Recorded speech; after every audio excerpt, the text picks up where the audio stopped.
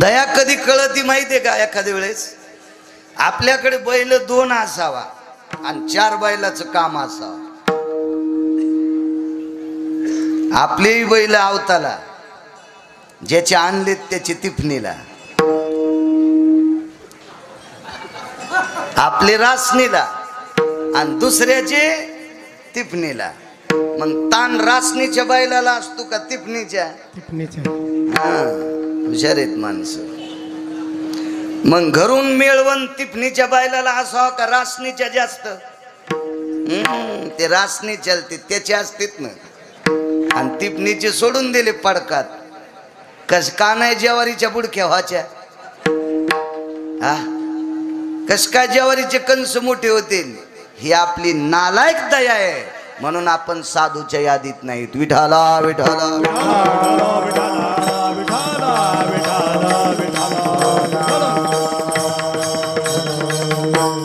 माणसं दया करत असताना काही काही पांचट लोकांची दया चिखलावर पाऊस पडण्यासारखी असती. आता काही मला योग नाही तसं खेड्यात जेवायचा सत्यनारायणाचा याचा त्याचा. लहानपणी गावात असताना सत्यनारायण असले की त्या पोराच्या लग्नातल्या सत्यनारायणाला कोपऱ्या कोपऱ्यावरच्या माणसाला आमंत्रण. 5-50 लोक जेवायला. त्याच्यातले 2-3 ऍसिडिटी वाले, 7-8 शुगर वाले, काही डायबिटी वाले, काही बायपास झालेले. मिठाला हात लावायचा नाही, लोणचाची फोड धुवून चोखायची. वरण खाल्लं की पोटात स्टोप येतो तू, शिरा खाल्ला की लगेच अटॅक येतो. आणि यायला जेवायला आणि पात्र पुसून खातेत, त्याला जेवायला नाही. तोंड पाहून आमंत्रण. किती नालायक दया आहे आपली. त्याच्यामुळे आपण दयेच्या यादीत येत नाही. दया करत असताना सर्व शब्द वापरायचा तर ती दया. यांचं सूत्र सांगतो, यांचं हे बसलेलं गिऱ्हाईक की नाही. एक नवीन महाराज आला की त्याच पहिलं दिलं सोडून. पुन्हा 1-2 वर्षांनी एखादा महाराज आला की पहिले सगळे डावा त्याला डोसक्याव. हे गोड सूत्र यायचं. ऐका न पुढे. संक्रांतीच्या कालामध्ये 5-6 प्रकारचं वाण, गुळाचं ढेकूळ, त्याच्यात किलोचं, अर्धा किलोचं, पाव किलोचं, चांदीचं बगवं, पितळाचे बगवे आणि शॅम्पूच्या पुड्या.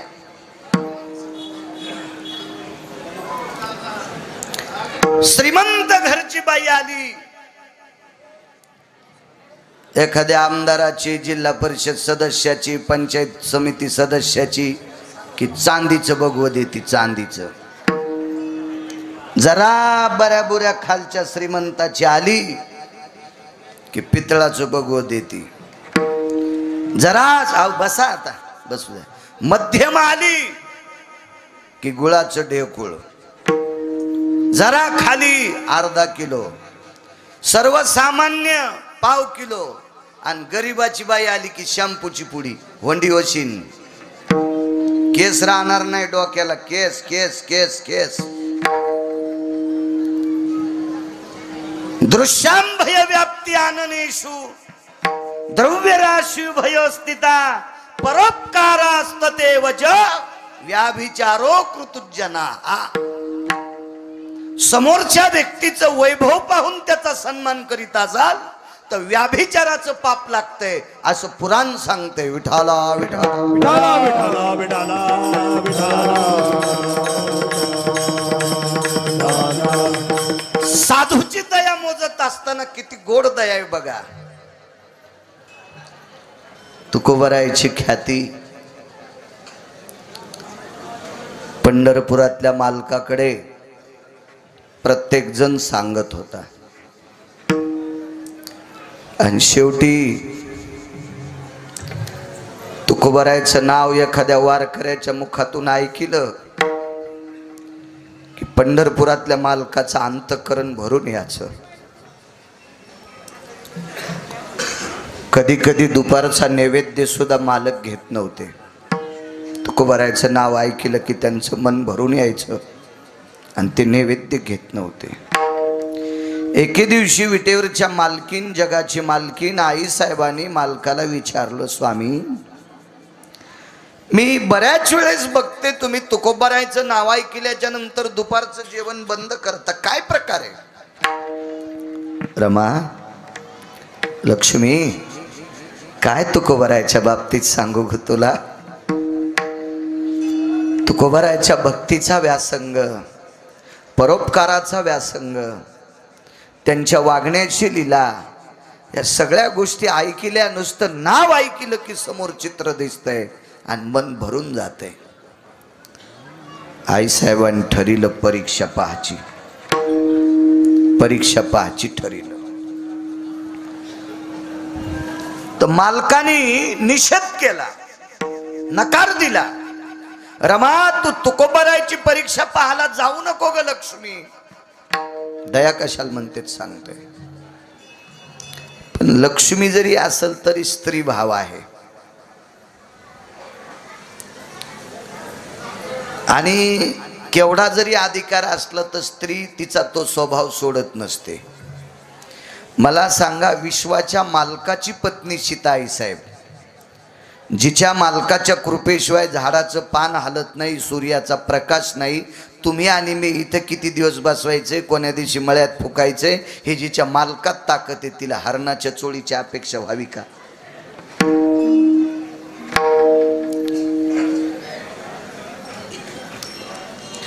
स्त्री जीवन आहे. महाराज, काशीतल्या मालकिनीच्या बाबतीत सुद्धा असंच घडलं.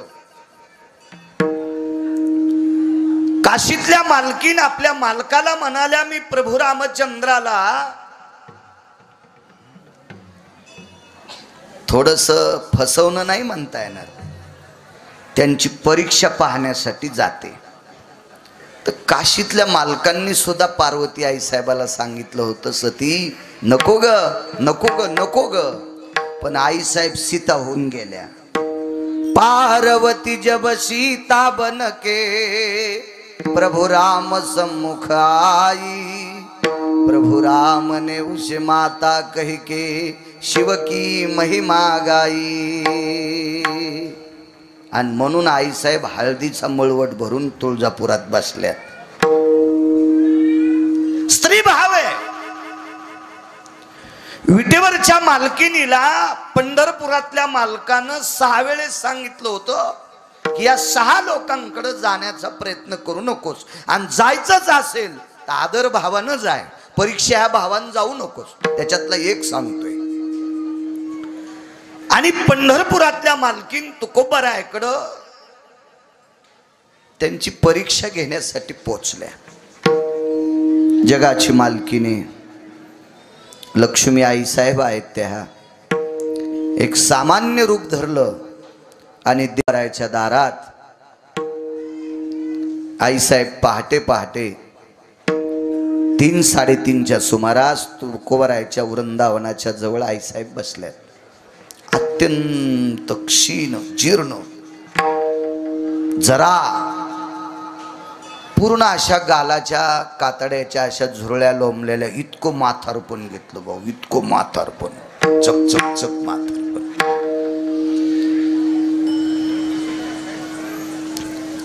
अंगावरचं वस्त्र इतकं जीर्ण आहे. आता तर तेवढं जीर्ण वस्त्र कोण्याच बाईला नाही. कारण सांगू, साड्या इतक्या झाल्या, त्या साड्यावर टप घ्याल्यात, आणि त्या साड्या इतक्या झाल्यात म्हणून डुकर मधात घुसून म्हणून पिकाला लावायल्यात. साडीतली पावर लक्षात आली का तुमच्या? डुक्कर पण साडीला भेटे. गळ्यात शपथ, मी शेतकरी आहे ना स्वामीजी, डुक्कर पण भेटे. साडीला काटे आहेत का? ना ना आहेत खंट, पण डुक्कर तोंड लावायच्या आधीच माग सरकत आहे. म्हणून आपल्या लोकांना पण लुगड्याच्या लांब राहिलं पाहिजे बरं जरा. हो, डुक्कर पण भेटय. काय ताकद. बरं मी खोटं सांगत असेल तर तुम्ही प्रवास करताना काय डोळे झाकून फिरतात का? तुम्हाला कळत नाही का रस्त्याच्या कडेला शेतीला ते कुंपण केलेलं? अहो ताराचं कुंपण ठीक आहे, कुपाट्या लावणं ठीक आहे, साड्याच डुकर पण भेटे तो साड्याला डुकर. इतक्या साड्या झाल्या टिपणीला, कासरा पण साड्याचाच. पहिला पेरणारा बायकोचं तोंड पाहत नव्हता पेरणी होऊस तर, आणि बायकोची साडी जर हातात मग पुन्हा काऊन नाही बुडक्या वाच्या. इतक्या साड्या म्हणजे कपड्याची अडचण नाही. आता फक्त शोकानं माणसं बेजार असतील. भाकरी वाचून बेजार आहे असा महाराष्ट्रात माणूसच नाही. पंढरीतल्या मालकानं भाकरीची आणि कपड्याची व्यवस्था महाराष्ट्रातल्या प्रत्येक माणसाची गोड पद्धतीने लावली. 30-40 वर्षापूर्वीचा काळ सोडून द्या आणि आत्ताचा काळ. योग असा आला,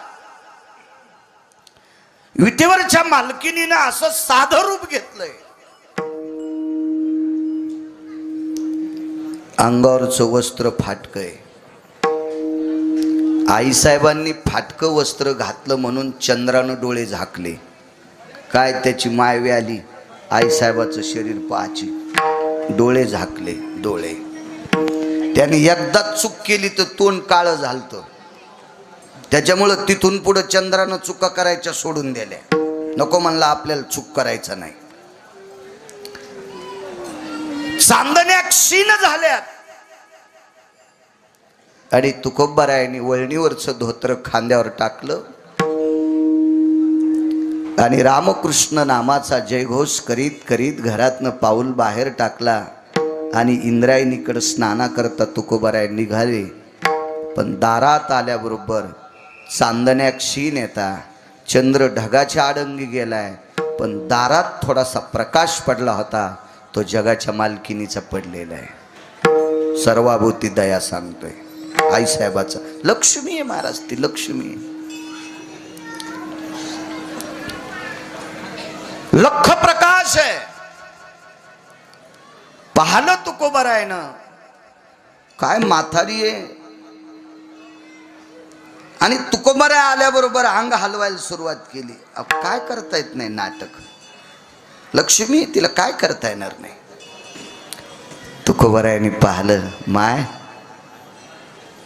कोण आपण? मी प्रवासी आहे. कुठून आलात? आमक्या ठिकाणी. कुठं जायचंय? कसलं घर आम्हाला? या विश्वातले सगळे रस्ते आमचे. या विश्वात जे झाड विश्रांतीला मिळेल ते झाड आमचं. आमचं जीवन पक्षासारखं. तुकोबारायांनी विचार केला, पुरुषाच्या बाबतीत काही नाही, पण या देशातली पवित्र स्त्री एकटी, अंगावरचे कपडे फाटलेत, म्हातारं वय आहे, थंडी म्हणते मी, आणि अशा काळात ही माऊली एकटी, हिला मागे पुढे कोणी नाही, कसं जगावं या बाईनं? हृदय रडत होतं तुकोबारायचं. तुकोबाराय खाली बसले. माय मी तुझ्यासाठी काय करू शकतो? काही नको दादा, तुमच्या कपाळाला बुक्का आहे, गोपीचंद आहे,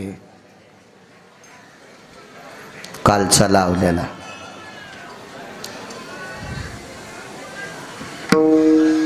ते तुकोबाराय होते. गळ्यामध्ये तुळशीच्या माळा येतात, गालावरच्या कालच्या मुद्रा मोडल्या नाही. तुम्ही निष्ठावंत वारकरी आहात म्हणून तुमच्याकडे फक्त एका लुगड्याची अपेक्षा केली. एका लुगड्याची. फाटले हो लुगडं.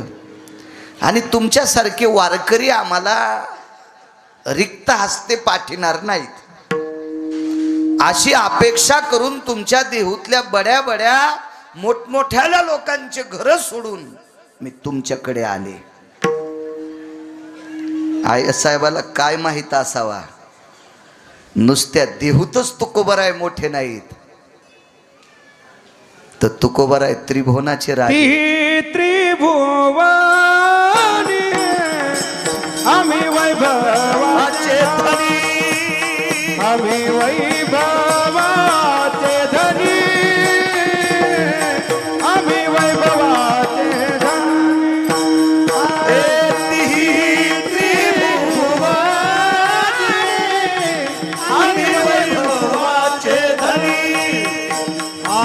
वैभवाचे धनी, आम्ही वैभवाचे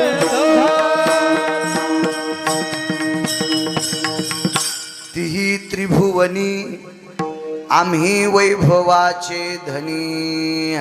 रयतेचे राजा छत्रपती शिवाजी महाराज या भारतीय संस्कृतीतल्या धर्मनिरपेक्ष राजाने नजराणा पाठवला. त्यावेळेला तुकोबारायांनी सांगितलं, राजे तुम्ही तळहाता इतक्या जमिनीचे राजे असताल, आम्ही त्रिभुवनाचे राजे आहेत.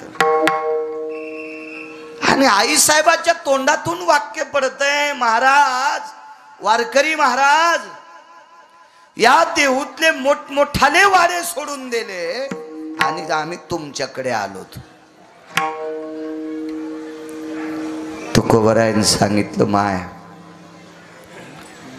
मी वारकरी आहे, खोटं बोलणार नाही, पण माय तुला देण्यासाठी माझ्याकडं लुगडं नाही, साडी लुगडं माझ्याकडं नाही. लक्ष्मी लक्ष्मी होत्या त्या. आई साहेबाने विचारलं, वारकरी बाबा लग्न झालंय का? 2. एक पत्नी जात राहिली, अन्न करता गेले एक आई साहेब. बर. आणि दारात तुळशी वृंदावनापाशी तुकोबारायाला जगाची मालकीन बोलती आणि तुकोबारायाच्या नावानं जिनं कुंकू लावलंय ती बाथरूम मध्ये आंघोळ करती. जिजाबाई लुगडं मधली मध्ये पिळलं स्वामीजी आणि बाथरूमवर ते लुगडं भोवताली असं वाळत घातलंय. थोडं फार वाळल्याच्या नंतर मधली मध्ये लुगडं नेसायचे आणि बाहेर यायचे. एकच लुगडं होतं, एक लुगडं, एक एक एक फक्त एक लुगडं. मी सांगेन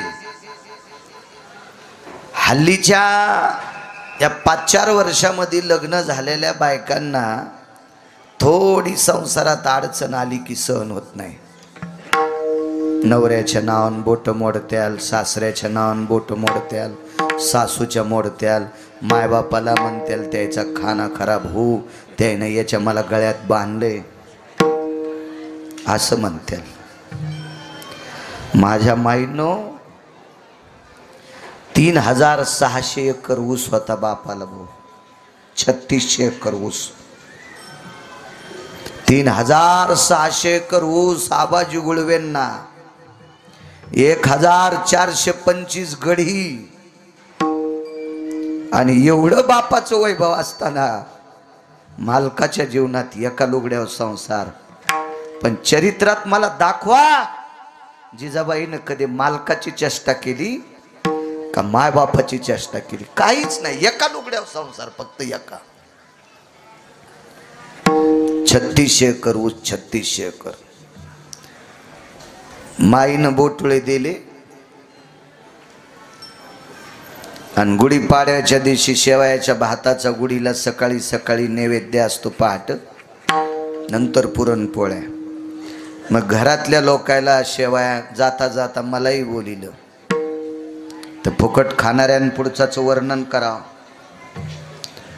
मी म्हणलं काय शेवया आता, गपचिक मरावून त्या बाईनं. तिला माहीतच नाही गिरगावचा बाळा किती रगीले म्हणून, तरी ती मयापेक्षा रगील होती. ते म्हणली महाराज मय आईन द्याल्यात, मय आईनं डोक्याच्या केसासारख्या बारीक शेवया मय आईला करता येतात. शेवया खाणं झाल्यावर तिला सांगितलं, बाई तुझ्या माईनं फक्त बोटुळे दिलेत, हे उद्या सकाळी हागंदारीला जाणार आहेत, पण याच्या माईनं तुला मरुस्तर सांभाळणारा द्याला, याची जरशी लास्ट होईन. विठाला विठाला विठाला.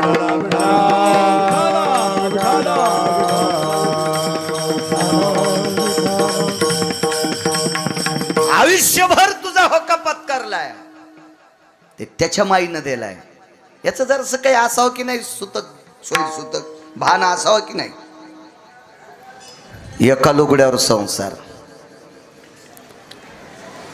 आई साहेबांना विचारलं, महाराज हे लुगडं कोणाचं आहे? आमच्याच घरच्याचे. ते खोटं कसं बोलतील? तिथं तुमच्या मायासारखा महाराज असता तर चालूपणा केला असता. ते तुकोबराय होते. आणि बर हे तुमच्या मंडळीचं लुगडं आहे.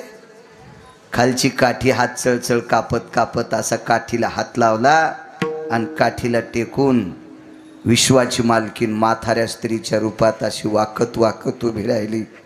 येते दादा, येते येते रे दादा.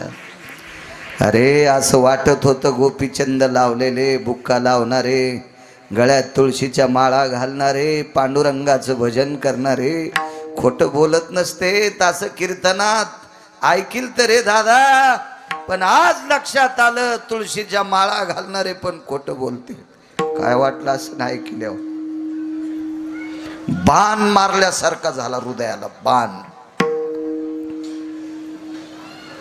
अरे लुगडं नाही म्हणता,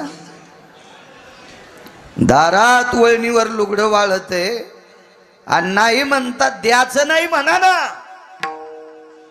धर्मसंकट किती टोकाचं होतं बघा. दया कशाला म्हणतात?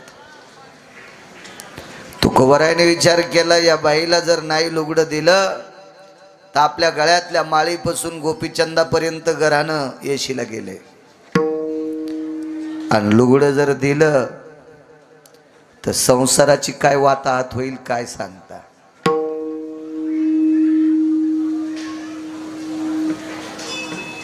पत्नी उघडी असल्यावर कोणाला लाज असती?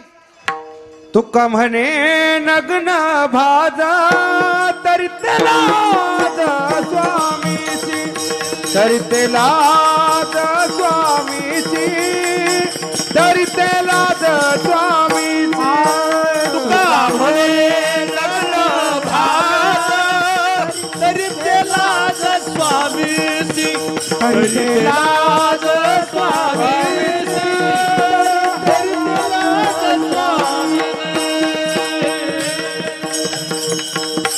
तुका म्हणे नग्न भाज परी ते लाज स्वामीशी. बायकोच्या अंगावरचे कपडे फाटले याची लाज पतीला असते. तुकोबरायने विचार केला, आतापर्यंत पुरुषार्थ गहाण ठेवला नाही, आतापर्यंत पुरुषार्थ नदीला जाऊ दिला नाही, मातीत जाऊ दिला नाही, आणि आज जर एकटंच लुगडं आहे ते एकच, ते जर देऊन टाकलं तर पत्नीनं नाहनीत किती वेळ बसायचं? ते का नाहनी तुमच्या आमच्यासारखी कवडाची कुलपाची थोडीच होती. पानगवताची नाहनी. पानगवत कळतं का? या पानगवताचे कंस चिलीम वाढणारे लोक नेत होते भाऊ. त्याचा कप करीत होते. कप कुटून कुटून कुटून ते कप करायचे त्याचा. आणि पानगवताचं ती पाल असती ना, ती मस्त असती. एकदा वाळलीन चोपिली त्याचा असा कुड मस्त बनतो भिताडासारखाच. आणि त्या पानगवताच्या नाहनीमध्ये पत्नी आहे. मोठ्या माणसाची दृष्टी फार गोड असते. ताटवा लावून 2-4 दिवस मध्ये बसल. पण तुकोबरायच्या लक्षात होतं आपल्या पत्नीचा दर्जा इतका मोठा आहे, लुगडं जर देऊन टाकलं तर देहूत सूर्योदय होणार नाही. का? कारण काय सूर्याची हिम्मत आहे जिजाबाईचं शरीर उघडं पाहायची. सूर्योदयच होणार नाही. रात्रीचा चंद्राचाही प्रकाश पडणार नाही, कारण वरून नाहनीवर झाकण नव्हतं. इतका दरारा होता चांगल्या स्त्रियांचा, पवित्र स्त्रियांचा इतका दरारा. मी नेहमी सांगत असतो, देश 2 लोकांच्या शक्तीत शाबूत असतो. त्या दिवशी बोललो तिथं किनोळ्याला. पवित्र सात्विक सदाचारी पुण्यशील स्त्रीच्या ताब्यात विश्व आहे आणि सदाचारी वृत्तीच्या साधूच्या हातात विश्व आहे. या 2 लोकांवर विश्व शाबूत आहे. या देशातली पतिव्रता स्त्री, तिची देवावरील सत्ता, आणि साधूची तर काय शक्ती सांगायची. विटेवरच्या मालकाला शाबीत ठेवायची ताकद साधूते, त्याचं देव पण टिकवायची ताकद साधूत आहे. हे 2 लोकांवर विश्व आहे. सामान्य नाहीत तुम्ही. राज्य, राणी व संपत्ती देशाची सर्वोच्च संपत्ती काय असाल तर तुम्ही आहात.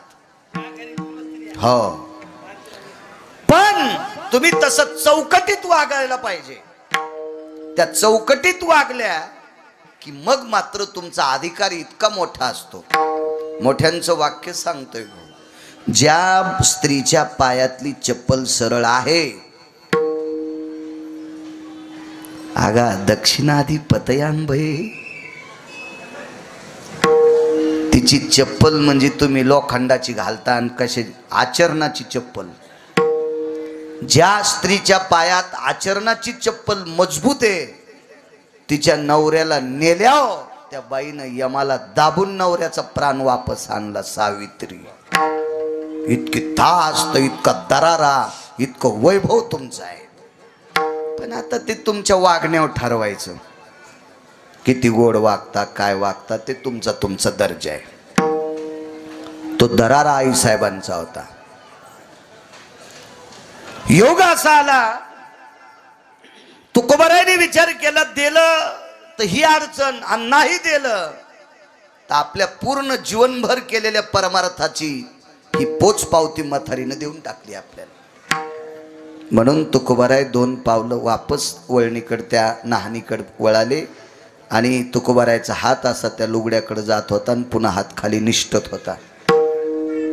कारण एका गोष्टीनं तुकोबारायला दुःख वाटत होतं. एवढ्या मोठ्या श्रीमंताची मुलगी आबाजी गुळव्यांची, त्याच्या मनात आलं तर मुळा मोठा नदीचं पाणी गव्हानंच आडविलं असतं.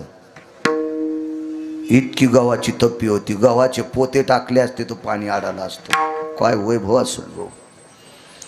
आणि एवढ्या मोठ्या वैभवात वावरणारी कन्या आपल्या घरी आल्याच्या नंतर तिला लुगडं नसावं, सोयऱ्या धायऱ्यात किती जघन्य होईल आपलं.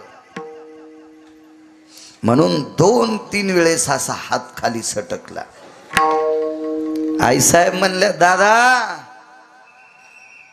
आजपासून कपाळाचा गोपीचंद जरा लहान लाई जा, 5 अटका. कपाळाचा बुक्का जरा बारीक लाई जा. गळ्यातल्या माळेचे मणी थोडे सूक्ष्म करा, कारण दान करण्यासाठी लय मोठी ताकद लागत असते. एक लक्षात ठेवा. बरं, लुगडं दान दिलं असतं तर तुकोबारायच्या पत्नी काही बोलल्या असत्या का? नाही. एके दिवशी आपण प्रमाण बोलून गेलोत, बापू धर्म त्याच माणसाला घडतंय ज्याची बायको स्वाधीन आहे. धर्म तयाशीच घडे ज्याची स्वाधीन भाज रे. भाज म्हणजे बायको. ज्याची बायको नवऱ्याच्या ऐकिण्यात आहे त्यानंच पाहुण्याला चहा प्यायला नेलं पाहिजे. इतकंच म्हणावं लागेल. आणि बायको ज्याची ऐकिण्यात नाही त्यानं कुठं सपते ते एसटीच्या माग चिटकिलेल्या पत्रिका पाहायच्या. एसटी पळायली तरी तात्या इंचू आणि शिडीवर उभं राहून पाहायच्या. सप्ते करणाऱ्याच्या बी कॅशिटी गुंडाळल्या. तो बस स्टँडच्या मुतार्याला पत्रिका आणि एसटीच्या मागून पत्रिका. लाजा वाटायला पाहिजे. एसटीच्या माग चिटकिलेली पत्रिका कशी वाचायची? हे पैशाचा जोर आलेल्या नालायकाचे काम आहेत. विठाला विठाला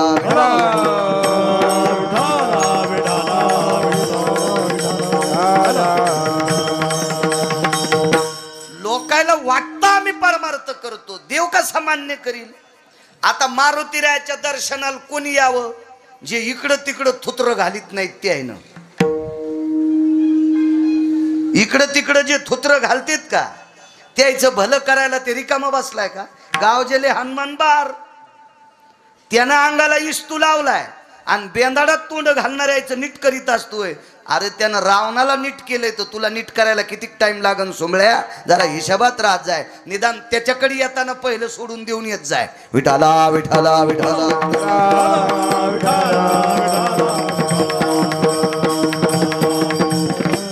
ह्याच नालायकांची जास्त गर्दी. शनिवारी मारुतीराय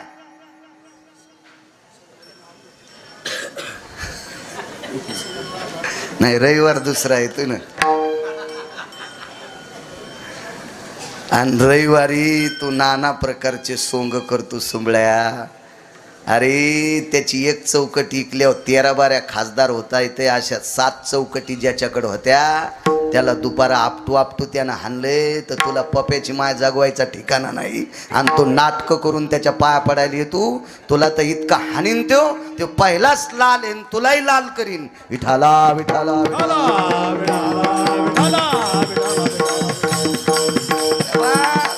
तुम्हाला वाटत असेल परमार्थ वाढा, मुळीच नाही. परमार्थातलं सोंग जास्त वाढ आहे. नवरात्रात चपला घालीत नाही, गादीवर काय बसत नाही, उपवास काय धरी तू, दसरा झाल्या वळणी इचकायलाय, पवळी इचकायलाय, गोरपडी धरायला. हे सोंगाड्याला वाटतं आम्ही परमार्थ करतोय. रिकामाय का ते मानायला. विठाला विठाला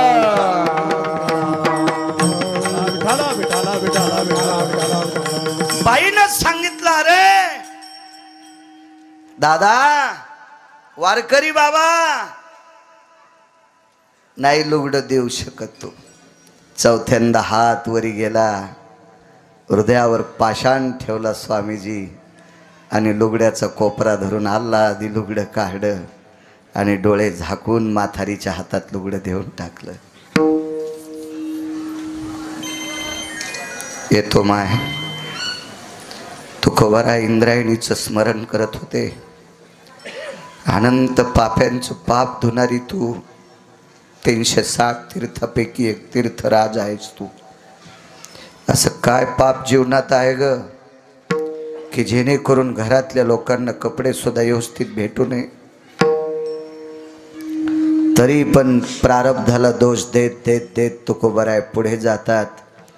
5-25 पावलं तुकोबाराय पुढं टाकतात. त्यावेळेला तुकोबारायला सभोवताली असा तेजस्वी प्रकाश दिसतोय. तुकोबारायने विचार केला आकाशात चंद्र दिसत नाही, चांदण्या नाहीत, प्रकाश कसला. मागं फिरून पाहिलं तर जगाच्या मालकिनीनं आपलं रूप प्रगट केलं. रूप प्रगट केलं.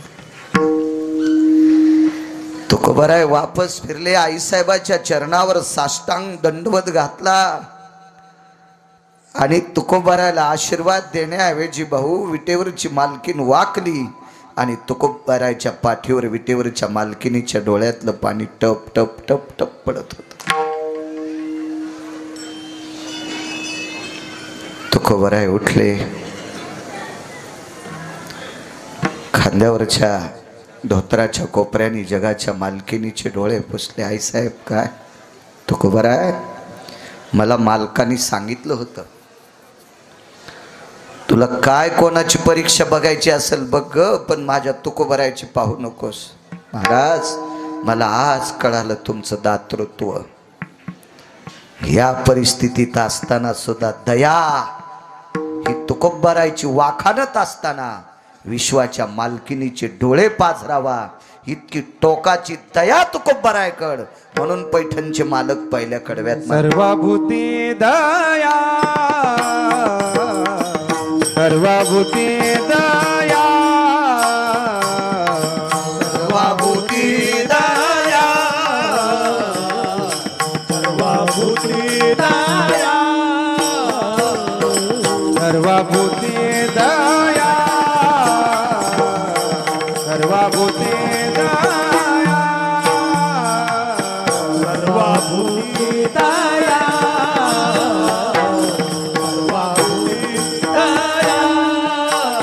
साधू म्हणावे ऐसिया, साधू म्हणावे ऐसिया, जग ब्रह्म रूप दान,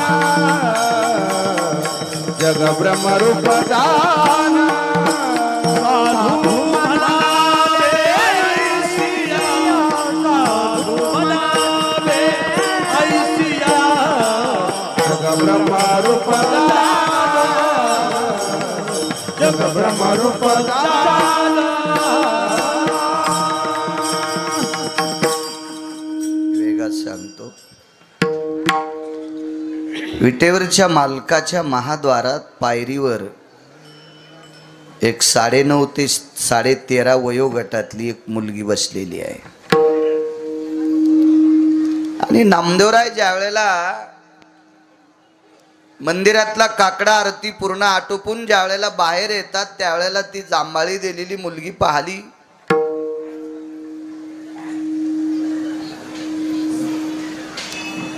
पाठीवर हात टाकला, नाव विचारलं. आई वडिलांनी या देहाला नाव जना ठेवलंय. बाई कुठं राहतेस? याच मंदिराच्या पायरीला. नामदेवराय होते. या देशाची नुसती संपत्ती नसून या देशातलं सर्वोत्तम रत्न आहात तुम्ही. आणि रत्न हे मांदुसात ठेवत असते. रत्नासाठी मांदूस असते, हिऱ्यासाठी रत्नासाठी मांदूस. आणि रत्न ही मोकळ्यावर ठेवत नसतात. रत्नाला कवर असावं. बाल्य रक्षन्ति पिता, तारुण्य रक्षन्ति भ्रता, वार्धक्ये रक्षन्ति पुत्रा, नैव नैव स्त्री स्वतंत्रता. बालपणा स्त्रीला आई वडिलांचं कवर असावं, तारुण्यात पतीचं कवर असावं, आणि 90 वर्षाची बाई झाली तरी पोरायचं कवर असावं. स्वातंत्र्य नसावा. तर त्या स्त्रीचं जीवन आकाशातल्या विजेसारखं तेजस्वी असते.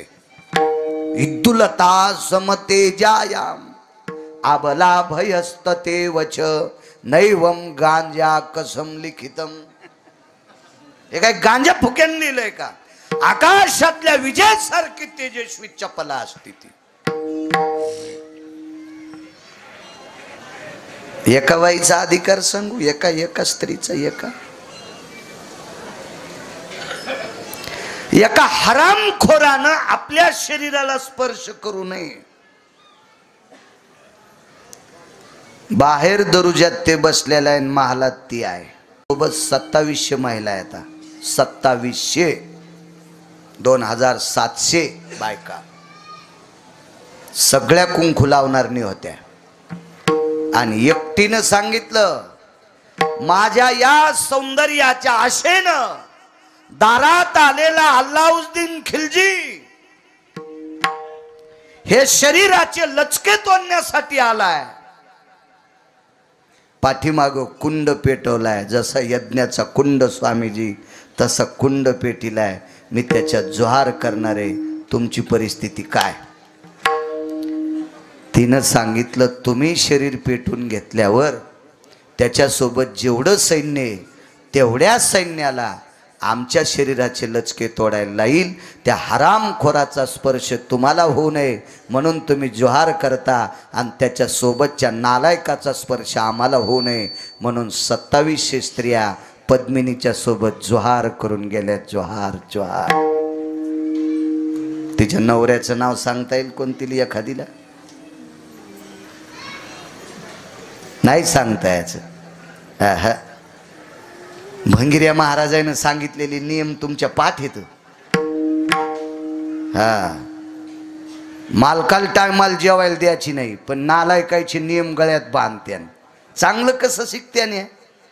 दम नाही कीर्तनायला, भागवतायला, रामायणाला.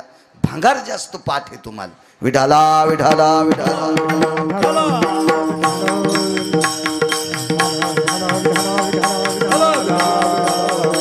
तिच्या मालकाचं नाव आहे रतन सिंग.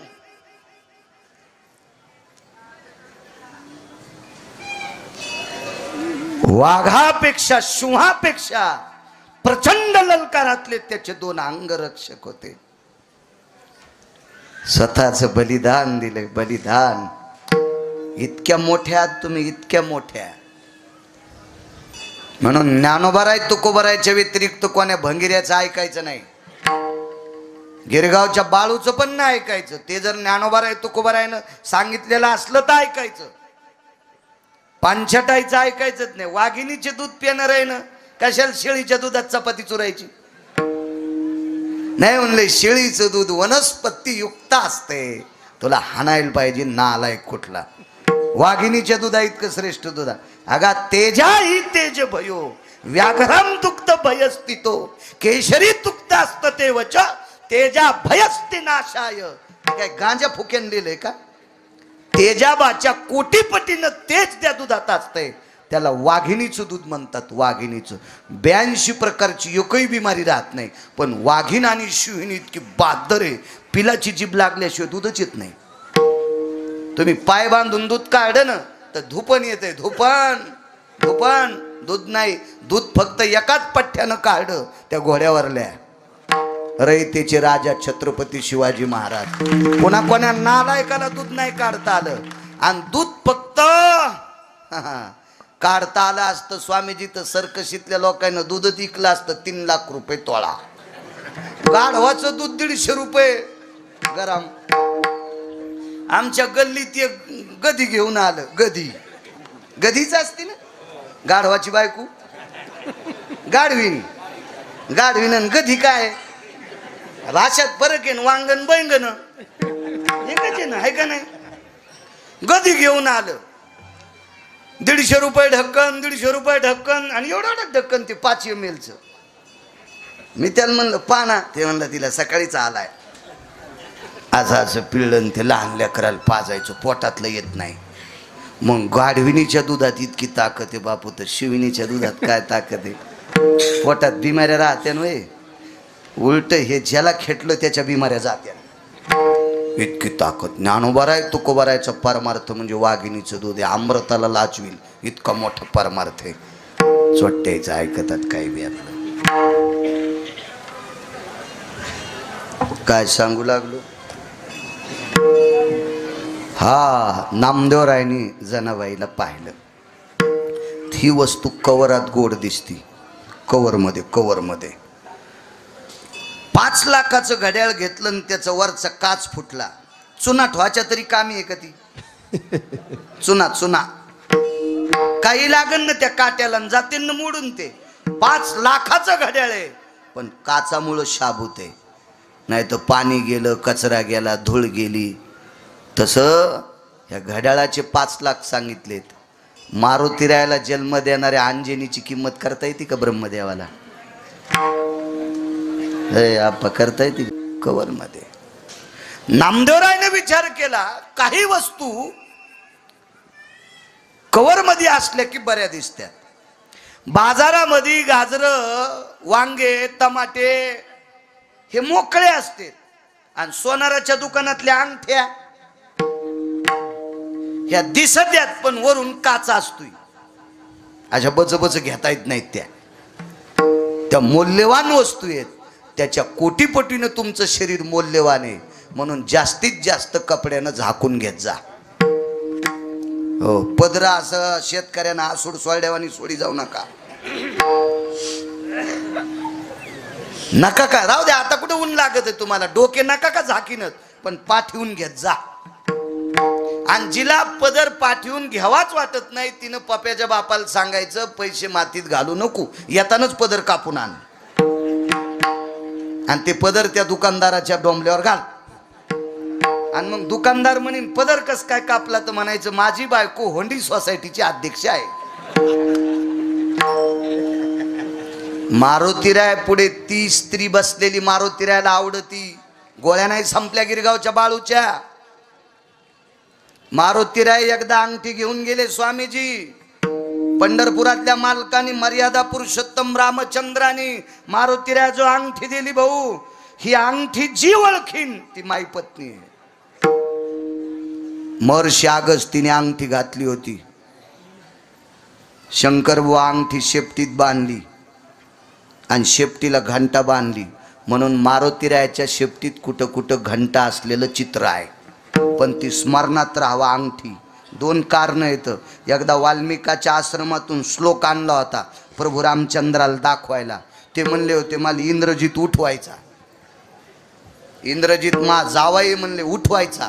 मारुतीराय म्हणले तुमच्या मनावर नाही, बोलीला वाल्मिक तैसेच करीन आणि वरतून दावीन म्हणे नामा.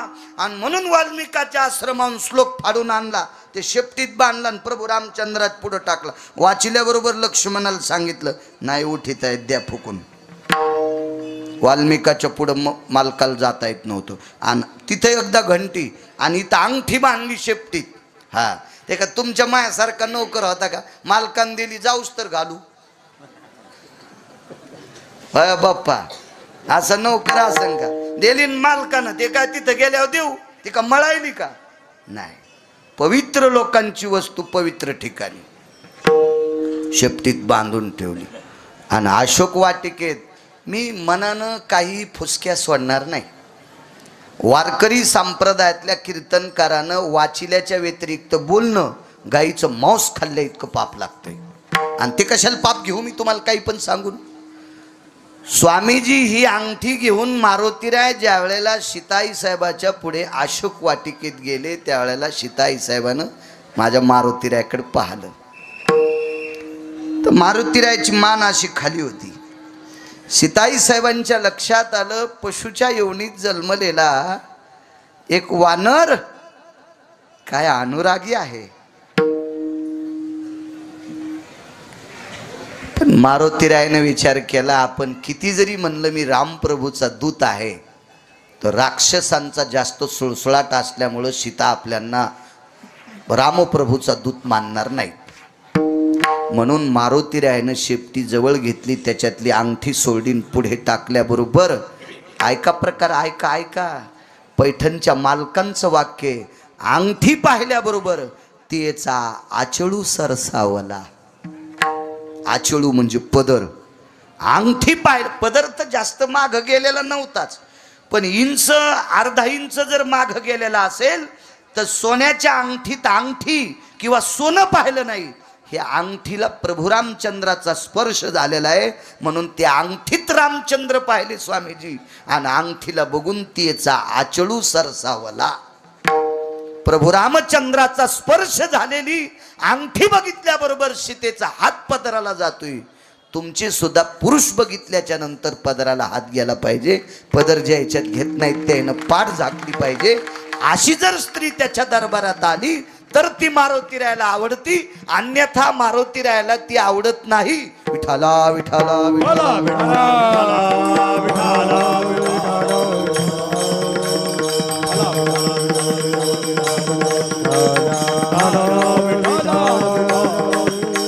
धर्म संस्कृती टिकण्यासाठी त्याचे नियम सुद्धा लक्षात ठेवा. गेट टुगेदर नावाचा कार्यक्रम झाला शाळेमध्ये. मी तसा ढकलतच पुढं सरकलेलो होतो, काही जास्त जात नव्हतो. रविवारी शनिवारी सोमवारी तर कधीच गेलो नाही. सोमवारी तिथला बाजार असल्यामुळं सुट्टी, रविवारी पूर्ण सुट्टी, आणि शनिवारी असंच जायचो एक जणाची बैलगाडी हाणायला. गावातले माणसं आहेत, त्याने म्हणावं खोटं आहे म्हणून. मी हप्त्यात 3 दिवस रोजदारी करायला. मग शाळा अशीच, आमचे गुरुजी चांगले होते म्हणून मला पास करीत गेले. आणि आता तर नापास करायचं राहिलंच नाही. आता तर शासनानंच सांगितलंय पासच झाला पाहिजे. त्याला सही का करता येणं, पण पासच व्हा. गुरुजीनं दटूच नाही. गुरुजीनं दटिलं की पप्याची माय लगेच गुरुजीला हाणायलाच येते. वा, ही नवीन झाशीची राणी. विठाला विठाला विठाला.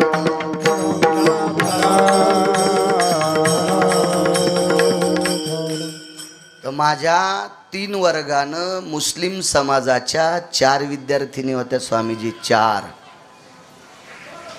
तर गेट टुगेदरच्या कार्यक्रमामध्ये त्या त्यांचा बुरखा घालून आल्या आणि फोटो काढणार आहेत म्हणून बुरखे त्यांनी पिशवीत ठेवले. तितक्या वेळापुरता फोटो घेऊ दिला आणि नंतर बुरखा घातल्याच्या नंतर त्यांनी सांगितलं, आमच्या संस्कृतीमध्ये फोटो काढणं ही परमिशन नाही. किती सांभाळतेत ते लोक, किती सांभाळतेत. ह्या लोकांची जराशी तरी आपल्याला वाटली पाहिजे. विठाला विठाला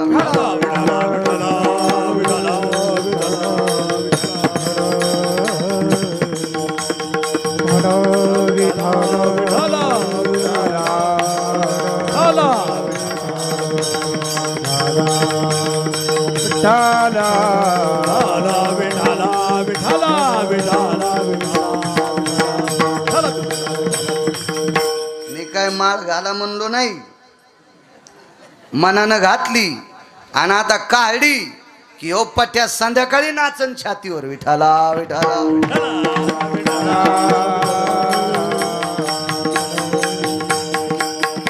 वारकरी माणूस आहे बिचारा.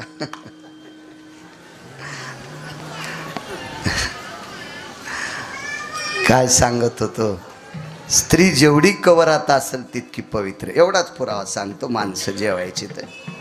नामदेवरायनं विचार केला एकटीला सोडावं कसं, म्हणून नामदेवरायनं पाठीवर थाप टाकली, सांगितलं बाई जना चला आमच्या इथं. घरी नेलं. दारात आल्यावर नामदेवरायच्या लक्षात आलं दुसऱ्याची चुकलेली पोरगी आहे. जात माहीत नाही, कुळ माहीत नाही, पंथ माहीत नाही, वर्ण माहीत नाही. आणली दयेच्या काकुलतीनं. पण दारात आल्यावर आपण आईला बाबाला विचारलं नाही. बाबा कामावर आहेत मंगळवेड्याचं भांडार सांभाळायला आणि आई घरी आहे. दारात आल्यावर आईला विचारलं आई ग. गोणाबाई बाहेर आल्या. काय रे नामा. आई मालकाच्या मंदिरात पायरीवर बसलेली ही मुलगी एकटीच होती. माय नाही, बाप नाही, भाऊ नाही, चुलता नाही, चुलती नाही, कोणी नाही, एकटीच आहे. घरी आणलं. गोणाबाई आतमध्ये गेल्या आणि यायला 5-4 मिनिटं लागले. नामदेवरायच्या लक्षात आलं आपली आई जनाबाईला मधात येऊ देत नाही. पण वेळ लागला.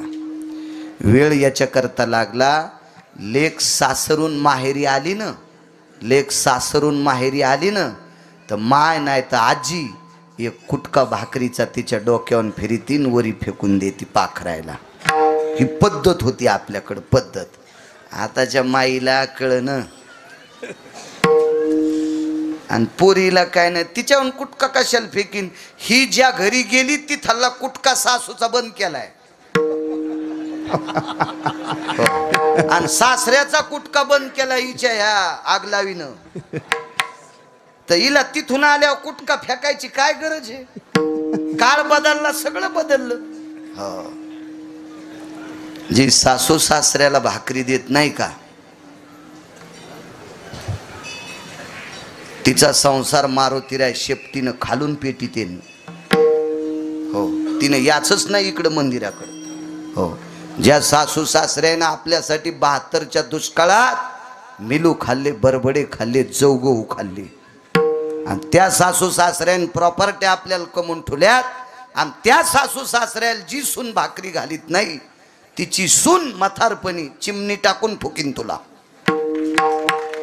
तुम्ही याला बी टाळ्याच वाजवायले. विठाला विठाला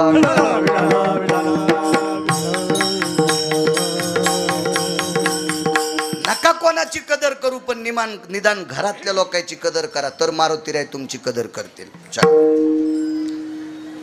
बसावर कण्या आणल्या हो हो उखळात कुठल्या इतक्याच आणि त्या कण्या अशा अंगावर फिरिल्या आणि छपराव फेकल्या.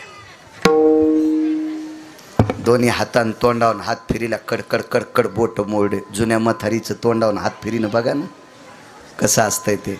सापडं ना ते आता. फार दुर्मिळ झालं ते, फार दुर्मिळ. तोंडावून हात फिरीला, हृदयाशी लावलं. नामा कुठं सापड तुला रत्न. हातमध्ये घेतलं. पांघरायची पंचायत. एकच गोदडं होतं, अंथरायला एक पोतडं होतं आणि तणसाची उशी होती. साळी चोळून घेतल्या मागचं काड असते का तणस, त्याच्या उश्या होत्या उश्या. संध्याकाळी पंचायत कोण्या झोपड्यात, देवघराच्या झोपड्यात झोपायचं. पांघरण कोणा द्यायचं. राजाबाई म्हणल्या मी देते. जिच्या बापाची तर 5.25 क्विंटल सोन्याचा पलंग झोपायला. आणि अशा बिदरच्या बादशाच्या सरदाराची पोरगी राजाई नामदेवरायची पत्नी गोनाबाईची सून स्वतःचं गोदडं देऊन टाकलं. कोणाशी बाई आहे. नवऱ्यानं दुसरी पोरगी घरी आणल्यावर आपलं पांघरायचं देईन, उलट ती ईर पाहीन. हो, नाही तर साडीची दोरी वळून खाली खुर्चीवर उभं राहीन, पंख्याला गुतून घेईन. हो, सकाळी याला हात काढ्या.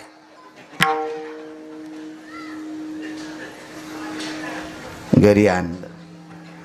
त्या दिवशी गोनाबाई जेवल्या नाही. गोनाबाई जेवतच नव्हत्या दामू शेट्टीच्या अगोदर. संध्याकाळी दामू शेट्टी उशिरा आले, कामाला येत होते यवनाच्या, यवन म्हणजे मुस्लिम, त्याच्या इथं कामाला होते. रातच्या 11 वाजता जरी आले तर चंद्रभागेची आंघोळ करून घरी येत होते. काय पवित्रता असेल पाण्या लोकांची. घरी आल्याबरोबर दिव्यात थोडीशी तेल होतं, तितक्या प्रकाशात जेवायला बसले. गोणाबाईच्या डोळ्याच्या कडा ओल्या झाल्या. वेगात सांगतो दया. आणि मग विचारलं, गोणा काय झालं? काही नाही, नामानं चुकलेली पोरगी घरी आणली, तुम्हाला नाही विचारता मधात घेतली. हळदीच्या अंगानं आल्या त्या दिवसपासून नवऱ्याला विचारल्याशिवाय काहीच केलं नाही. आणि आज तुम्हाला नाही विचारता पोरगी घरात आणली, त्याबद्दल काय म्हणाल? कुठे मुलगी? त्या घरात. संध्याकाळी दिवस माळा होता. राजाबाई गोनाबाई म्हणल्या, बाई जनाबाई मालकानं आणलं. गोनाबाई म्हणल्या, नामानं आणलं, मी तुला मधात घेतलं, पण संध्याकाळी जर आमच्या घरातले मालक नको म्हणले तर उद्या तुला वापस जावं लागेल. म्हणून दिलेलं पोतडं, दिलेली तणसाची उशी, अंगावरची वाकळ, रात्रभर रात्रीच्या 11, 11:30, 12, 1 वाजेपर्यंत रडत होत्या. तणसाची उशी भिजली. गोनाम दामू शेट्टी मधात प्रवेश करतात तेवढ्या अवकाशात दिव्यातला प्रकाश संपतो. संधी प्रकाश गेला चांदण्याचा. मानाखाली हात घातले, उठलं. सांगितलं, जना उठ माय, उठ उठ जना, आमच्या घरी तुला रक्ताच्या नात्यातला दर्जा देईल, रडू नको. जनाबाईनं सांगितलं, बाबा मी नाही रडे. तुझ्या मानाखाली हात घातली त्यावेळेला उशी तणसाची भिजली, इतकी रडलीस. हृदयाशी धरलं जनाबाईला. आणि दामू शेट्टीनं सांगितलं, जना आमचं कुटुंब पांडुरंगाचं उपासक आहे. विटेवरच्या मालकाची शपथ घेऊन सांगतो, रक्ताच्या नात्याचा दर्जा तुला देऊन टाकीन. आणि 7 किलो ज्वारी महिन्याला येत होती. महिन्याला 7 किलो ज्वारी. त्याच्यात कुटुंब सांभाळायचे. घरात किती माणसं? सगळी 14. आणि 15व्या जनाबाई. घरात 14 माणसं आणि 7 किलो ज्वारी. आणि तेवढ्यामध्ये 15वी एक चुकलेली मुलगी घरी आणणं. आपल्याला तर एक मुलगा झाल्यावर दुसरी होणी म्हणून तपासायला जाणं. आपलीच पोरगी आणि पोटात असतानाच मारणं. आपण कोण्या दयेला पात्र ठरू शकतो? आपण लायकी आहे का आपली दया दाखवायची? दयाच्या सूत्रात आपण बसू शकतो का? घरात 14 माणसाचं कुटुंब असताना 15वी चुकलेली मुलगी घरी आणावा. सर्वाभूती दया साधू मनावे आईशिया. विढोबार खुमाई, विढोबार खुमाई, विढोबार खुमाई, विढोबार खुमाई,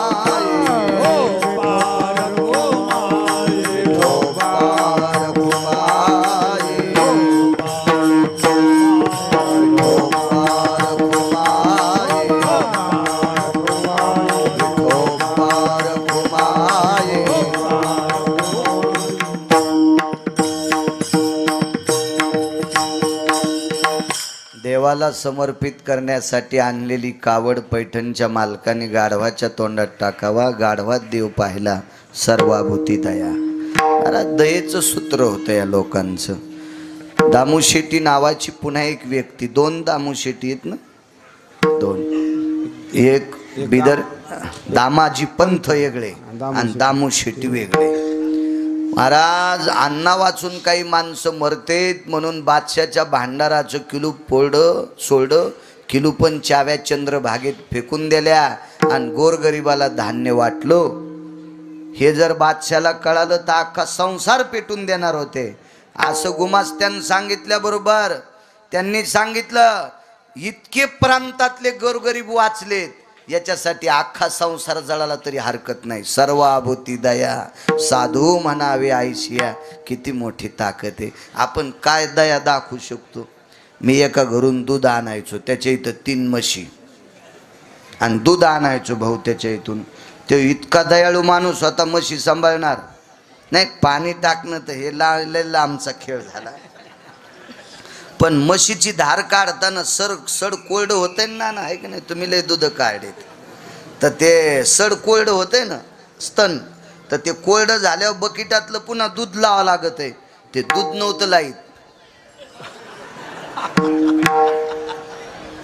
दूध उडन म्हणून ते दूध लाईत नव्हतं. मग हे वाघारू वाचू देत असेल का? हे वाघारू हे कव्हा म्हशीला वगारू झालं की मारायचं. हो, अशी कुठं दया का. आमच्या शेजारी एका बाईकडे 6 शेळ्या, काळ्या चर शेळ्या. त्या शेळीला 3 पिलं व्हायचे. आता त्या पिलायला दूध पाजावं का नाही राधेश्याम महाराज. पिलं तसे डाला खाली कोंडलेले. तिकून आली की शेळी बांधायची, बांधली की तंगड मेचकीत चट दूध काढायचं आणि पुन्हा नाही निघलं की खालून झपका. अशी मुठ आणायची उलटी आणि चट दूध स्तन झुरपाळ्या झाले की मग पिलं सोडायचे. आता काय पेट्रोल पेतेन का ते पिलं. आणि ती कीर्तनात पुढंच बसायची. महाराजांनी काय सांगितलं की लगेच रडायची. अरे म्या म्हणलं शेळीचे पिले मारलेस तो चतुरे, दोरके अंतिके वचे मंजुळे, तो शेळीचे पिले मारलेस आणि कीर्तनात रडायला लागली.